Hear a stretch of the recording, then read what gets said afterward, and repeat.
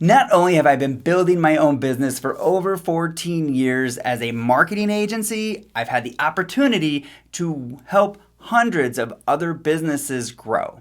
And in this episode, I am sharing my best business advice for any entrepreneur or business struggling to grow.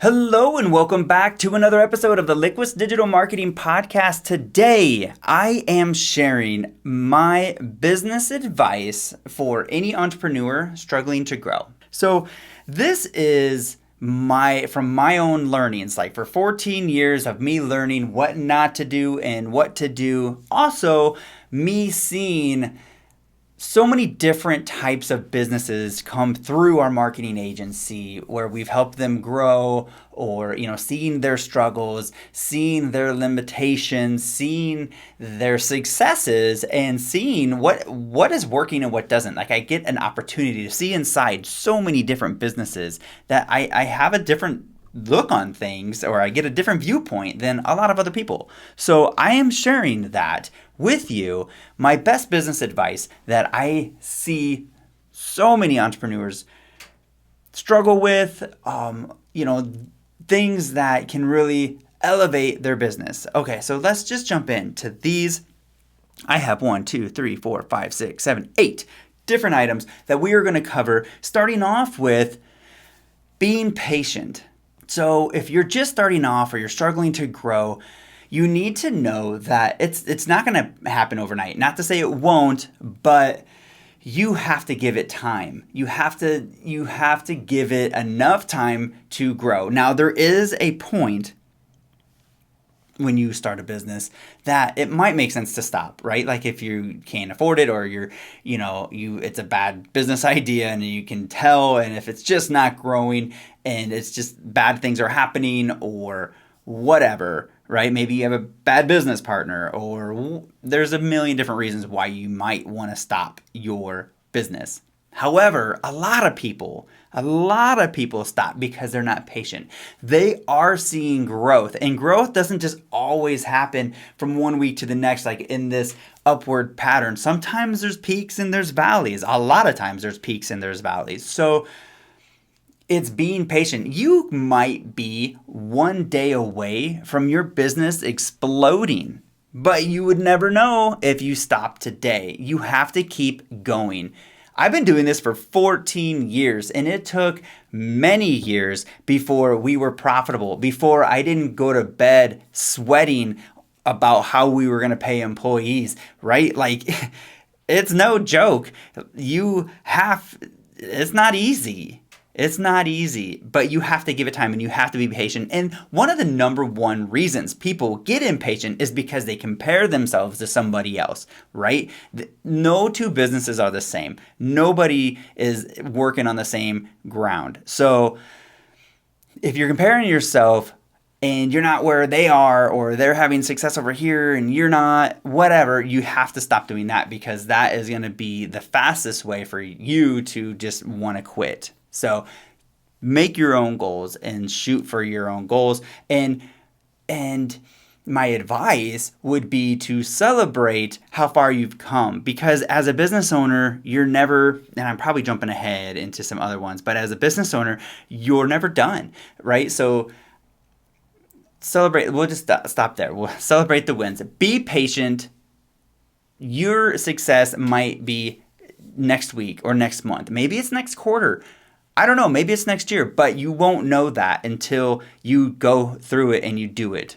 My next one is getting out of your own way, right? So it was probably 8 to 10 years of running and growing this business before I finally came to the realization that I am the problem. I am in my own way. I am the reason I am where I am, and I am the reason why I am where I am not.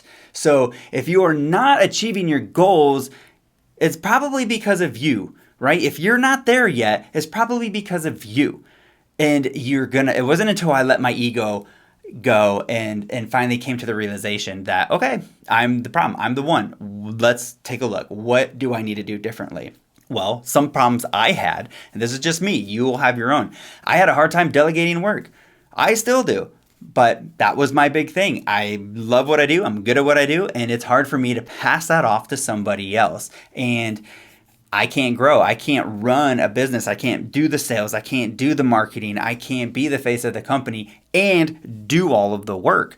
And if I am, then we're going to have peaks and we're going to have valleys. And that's exactly what happened. As I got all this work in, awesome. I did all of the marketing. I did all of the stuff that needed to be done. Now I got all of the work. Now I'm doing all of the work. While I'm doing all the work, none of the marketing's happening. So no leads are coming in. Nothing's happening. So now I get all the work done and we're in the valley. And then I would market, then we'd get more leads. Now we're at the peak. We got all the work. And I would do all the work. And then we would be in the valley. How many times do you need to do that before you learn? Well, apparently it took me a few years. So I'm being very open and honest here about my shortcomings as a business owner, as a leader. And I got in my own way. I still am in my own way. I had to go to what we're going to talk about next, and that is asking for help. You need to ask for help. You need to get a coach, get a mentor, get someone that can be an outside perspective for you. As an entrepreneur, as a business owner, a lot of times it feels like we are inside the jar trying to look out and read the instructions or the ingredients, right? We're trying to be inside the jar and we just can't see the ingredients or the instructions. Well, having a mentor, having a coach is going to be that person that is going to be able to be outside looking in. I'm a business owner and I help other business owners. I am so much better at helping other businesses grow than I am myself. Why?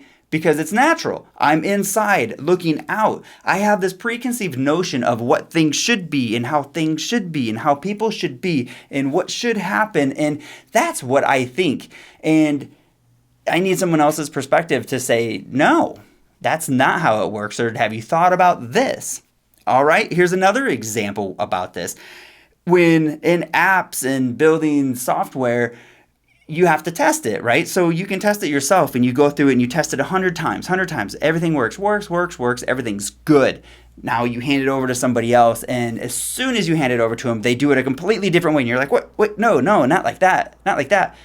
Well, when you are building a software, you need to build it for someone else. Someone else is going to be using it. And what you don't realize is how other people are going to use it until they use it. So once they start using it, now you're getting feedback, right? What is that example of? Is having a coach, having someone else's perspective, someone outside of what you think, giving you feedback. Get a coach. Next item is focus on one thing. And I am so guilty of this one, but focusing on one thing, I see this a lot. And that is basically, there's one thing. How does it work? It's 80% of your results come from 20% of your actions, right? So it's the one thing that you should be doing that is going to actually move the needle. 80% of the stuff that you're doing is not moving the needle.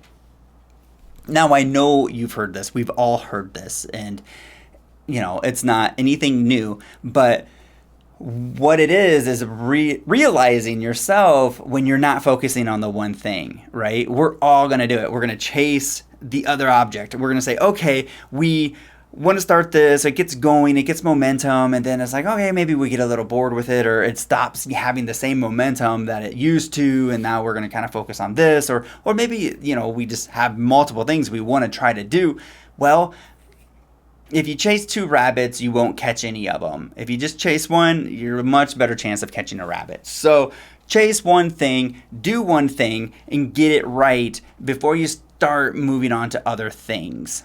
I just see so many business owners trying to do so many things. Their goal is to make money and grow. So okay, I'm gonna do affiliate marketing, and then I'm gonna do some creator TikTok videos, and then I'm gonna create a course in a Facebook group and get all this other stuff going. And then I'm going to sell my services and consulting, and oh my God, you're doing so many different things, right? So if you're trying to grow, all your goal is to get to this financial thing. You're just trying to do a bunch of things to get there. The problem is you're not giving any one of them enough attention to actually foster its growth the way it should grow and to get you there. If you focus on just one thing, you'll get there faster.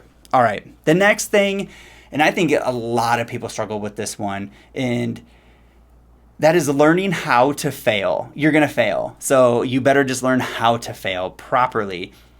Failing is actually the best thing you can do, and failing faster and more often is how the most successful people become the success that they are. It's not through anything else other than failing. That's it. So learn how to fail. When you know how to fail, and take that failure as a lesson and as an expectations. Expect the fail, right? Expect it. It's going to happen. Want it. You want to fail. The faster you fail, the faster you grow. So learn how to fail. The next item is something I learned later on in the business, and that is create systems inside your business that are scalable without you. So sometimes this takes a little bit to get to, right? Because when you first start off, your business is all you. It's all about you, and you're the one person doing everything, and then you start growing and you get other people doing things. And as you continue to do that, as you get more people doing more things within your business, it's very important to try to create systems that are repeatable and scalable that don't involve you. Because what happens if there is no you? Then your whole business just dissolves. And maybe that's okay. But if you're trying to build a business that's going to live beyond you, then you need to be able to remove yourself from the business and have it still function. Now, another key caveat to that is maybe at some point in your business, you want to take a vacation. Maybe you want to take a little time off. Maybe you don't want to work 12 hours a day, 14 hours a day, 7 days a week. Maybe you want to work 4 days a week and only put in 4 to 6 hours a day. Well, when you start creating a business that works without you, guess what? You can. So the sooner you can create those systems that don't revolve around you, the sooner you can start having the freedom that you thought you were going to have when you started your business. The next item is to chase the process, not the goal. So it's important to have goals, right? You got to have your goals. You got to know where you're trying to go. But the problem with that in being an entrepreneur or being a business owner is you'll hit your goal, and then you're going to just make another goal. And then you're just going to make another goal. And you're going to make another goal. And you're going to just keep hitting goals. And you're going to keep growing. And that's great. The problem is in your mindset, you feel like you're never done. You're never there. You're never where you want to be because you're constantly moving the needle, which is what you want to do. The problem is we don't adjust our mindset to that. Right? We have this mindset of like, okay, I'm here and I'm going to get there. And then once we get there, everything's great. And then we get there and it's like, yes, everything's great. And then I set the bar and next week I'm just like, I got to get there. And, until you get there, you're in the mindset like, I'm not where I want to be. I'm not where I want to be. You have to change the mindset to chase the process, love the process. No, you're never going to be where you want to be because where you want to be should always be further ahead than where you are. So you have to love the process, love what you do, and have the mindset that you're not chasing the goal, you're chasing the process. You're doing the process, and the goal is just a measurement of like whether you're succeeding or whether you're not succeeding or how fast you're succeeding. That is what that is. So change the mindset around the goal and the process, and you're going to be much happier. If you don't, you'll always feel like you're never where you should be and that you're never there and you haven't made it. So you have to go back and celebrate the wins and identify where you've come and where you're at and where you're going, and that it's all just the process. Which takes me to the next one, is to take time to reflect on how far you've come, right? So just like we were just talking. When you're chasing that goal and it's never ending, you're always going, you have to stop and be like, oh my God, let's really look at like where we're at and like where we were at 2 years ago or 1 year ago, whatever the time frame is, 5 years ago, whatever. My God, there is so far that you've come, the things that you worried about, the problems that you had, the clients that you had, the things that were going on in your business a year, 2 years ago are so vastly different than what's happening right now. In another year or so, what you're dealing with today and what you're doing today will be so different. You'll be looking back like, oh my gosh, why did I even, get so stressed out about all that? So take time to reflect on how far you've come. Look, that is my business advice for new entrepreneurs. I hope that has been helpful for you. If you're an entrepreneur, you're struggling to grow, you're just starting off, really take a look at these items and do an audit on yourself and see where you're at and how these are affecting you. If you have any questions, please reach out. I'd love to answer them. And I hope you found this valuable. Please leave us a review, and we'll see you in the next episode.